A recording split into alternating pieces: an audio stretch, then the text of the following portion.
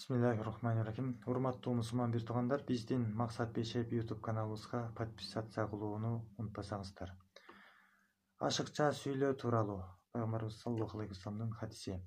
Абу Хурайра Аллах андан ыраазы болсун, көп сөздө жакшылык жок деген.